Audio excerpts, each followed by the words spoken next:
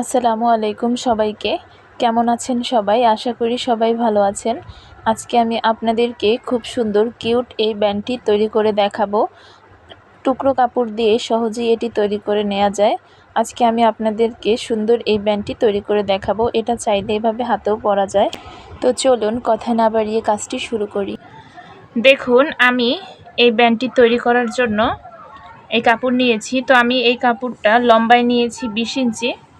এই যে দেখুন 20 ইঞ্চি নিয়েছি। আপনারা লম্বায় চাইলে আরও বড়ও নিতে পারেন। এবং এই কাপড়টা আমার এখানে চওড়ায় আছে 3 ইঞ্চি পরিমাণে। তো এই কাপড়টাকে প্রথমে আমি এই যে দেখুন একটি ভাঁজ করে নিচ্ছি।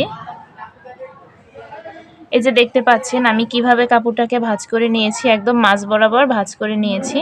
এবার আমি এই সাইড থেকে সেলাই করে পুরোটা আটকে দিব। এই যে দেখুন মাঝ বরাবর ভাঁজ করে এই সাইড থেকে পুরোটা আমি সেলাই করে আটকে দেব। তো আমি পুরোটা সেলাই করে ফিরে আসছি।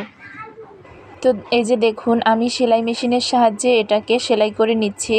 আপনাদের যাদের হাতের কাছে সেলাই মেশিন তারা হাতে সেলাই করে নিতে পারবেন, হাতে সেলাই করলেও হয়ে যাবে। তবে আমি এখানে মেশিন দিয়ে সেলাই করে নিচ্ছি।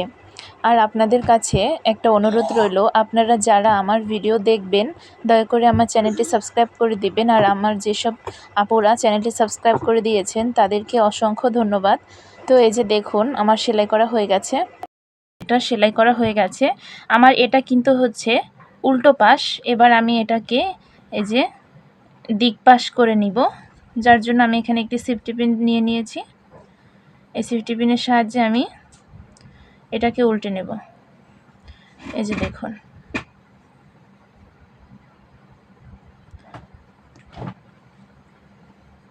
আপনারা যেভাবে আপনাদের সুবিধা হয় সেভাবে আপনারা এটাকে উল্টে নিতে পারেন।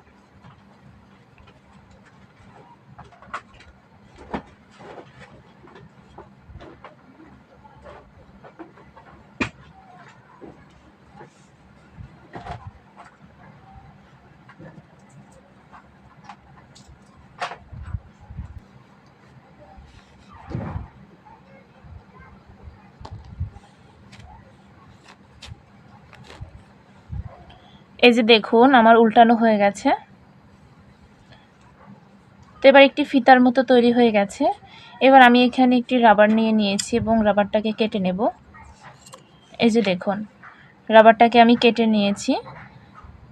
এবার আমি এই রাবারটাকে এটার ভিতর থেকে, তো আমি এটাও একটু সেফটি পিনের সাহায্যেই করে নিচ্ছি।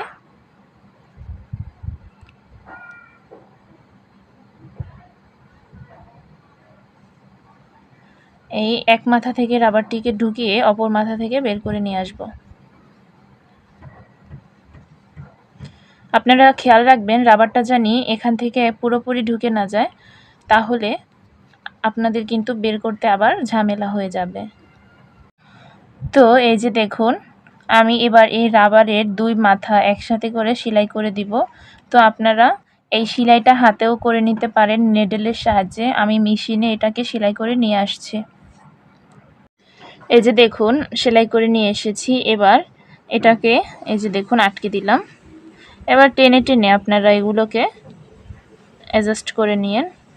এবার এই যে দেখুন এই দুইটা যে মাথা, এই মুখ দুইটাকে আমি একসাথে করে সেলাই করে দিব।